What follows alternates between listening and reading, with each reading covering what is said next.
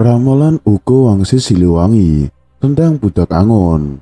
Hanya menunggu di kemudian hari, datangnya Budak Angon, anak penggembala, yang entah kapan menjelma. Lalu siapakah Budak Angon itu?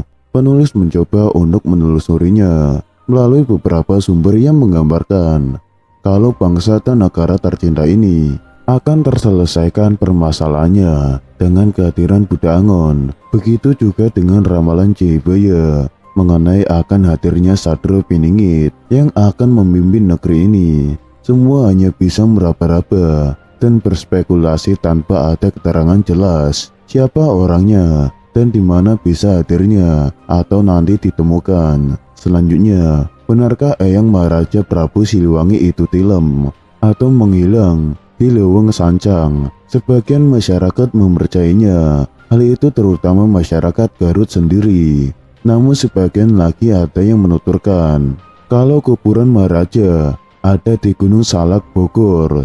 Bahkan ada salah seorang warga Nenggalan Pasir Jambu, Kabupaten Bandung, almarhumah Haja Neti Gandepraja, mengakui sudah memindahkan makam Maharaja di halaman rumahnya saat berkunjung ke rumahnya beberapa tahun lalu semasa almarhumah masih hidup. Orang-orang menemukan beragam benda bersejarah, di antaranya payung kebesaran kerajaan, senjata perang, dan korobok yang diperoleh almarhum dengan tidak mudah. Sementara di Gunung Salak, orang-orang belum sempat datang. Demikian juga di Leweng Sancang, tidak ada yang bisa menjelaskan secara signifikan lokasi Maharaja tilem.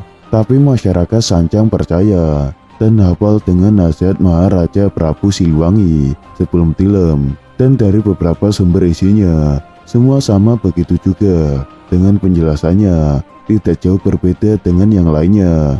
Dan untuk kelengkapan tulisan ini, penulis mengutip dari seseorang yang bernama Putra Sang Surya.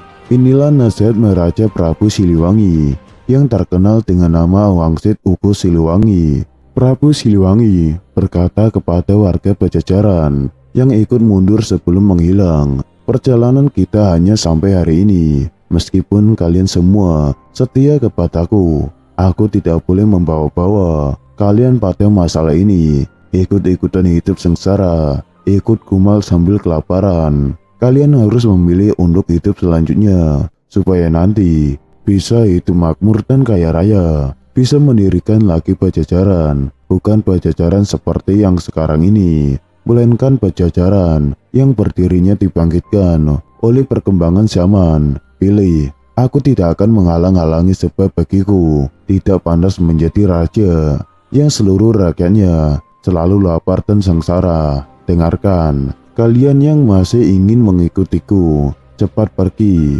pisahkan diri ke sebelah selatan. Kalian yang ingin kembali ke kota yang ditinggalkan, cepat pisahkan diri sebelah utara. Kalian yang ingin mengabdi kepada penguasa yang sedang jaya, segera pisahkan diri ke sebelah timur.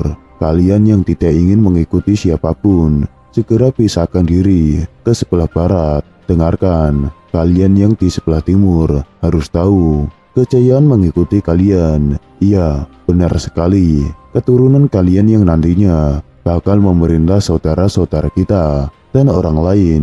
Akan tetapi, harus tahu, mereka akan memerintah dengan cara yang keterlaluan. Nanti akan tiba pembalasan atas segala perbuatan mereka. Cepat pergi, kalian yang berada di sebelah barat. Telusuri oleh kalian jejak Kisantang. Hal itu disebabkan nantinya keturunan kalian yang mengikatkan saudara-saudara kita dan orang lain. Keturunan kalian itu yang akan berupaya memberikan peringatan dan penyadaran kepada teman-teman sekampung, saudara-saudara kita yang berupaya untuk hidup rukun, melangkah bersama sependirian, dan kepada semua orang yang baik hatinya. Nanti, suatu saat, kalau di tengah malam, dari Gunung Halimun, terdengar teriakan meminta tolong. Nah, itulah tandanya seluruh keturunan kalian dipanggil oleh Dia yang akan menikah di Lebak Cawini. Jangan telat, serta jangan bersikap dan berperilaku berlebihan, sebab telaga akan meluap, menimbulkan banjir. Cepat pergi, jangan menengok ke belakang. kalian yang berpisah ke sebelah utara, dengarkan semuanya, kota tidak akan pernah kalian temukan. Yang ditemukan hanyalah tegalan yang harus diolah. Keturunan kalian kebanyakan akan menjadi rakyat biasa. Kalaupun ada yang memiliki pangkat, tetap tidak memiliki kekuasaan. Mereka nanti suatu waktu akan tergeser oleh orang lain. Banyak orang datang dari tempat-tempat yang jauh, tetapi orang-orang yang menyusahkan kalian, waspadalah, seluruh keturunan kalian akan aku kunjungi. Tetapi hanya pada waktu yang diperlukan, aku akan datang lagi, menolong yang membutuhkan pertolongan, membantu yang kesusahan, tetapi hanya kepada mereka yang baik tingkah lakunya. Jika aku datang, tidak akan terlihat. Kalau aku berbicara, tidak akan terdengar. Memang aku akan datang, akan tetapi hanya kepada mereka yang baik hatinya, mereka yang memahami terhadap satu tujuan, mereka yang mengerti pada keharuman sejati, mereka yang memiliki empati tinggi dan tertata rapi pikirannya, serta yang baik tingkah lakunya. Kalau aku datang, tidak akan berubah dan tidak akan bersuara, tetapi memberi ciri dengan wewangian. Sejak hari ini, Pajajaran hilang dari alam nyata, hilang kotanya, hilang negaranya. Pajajaran tidak akan meninggalkan jejak, kecuali nama untuk mereka yang menelusurinya. Hal itu disebabkan bukti yang ada akan diingkari banyak pihak, akan tetapi nanti suatu saat akan ada yang mencoba-coba supaya yang hilang dapat ditemukan kembali. Memang bisa, hanya menelusurinya harus menggunakan dasar-dasar yang jelas. Namun mereka yang menelusurinya banyak yang pentatang petenteng, berasa diri paling pintar dan paling benar. Kalau berbicara suka berlebihan, mereka memang harus menjadi orang-orang brengsek dulu. Nanti akan banyak yang ditemukan, tetapi hanya sebagian-sebagian. Hal itu disebabkan segera dilarang oleh orang yang disebut pemimpin pengganti yang berkuasa hanya pada masa jeda. Namun ada yang berani mencari terus-menerus, tidak memendulikan larangan, mencari sambil melawan, melawan sambil tertawa.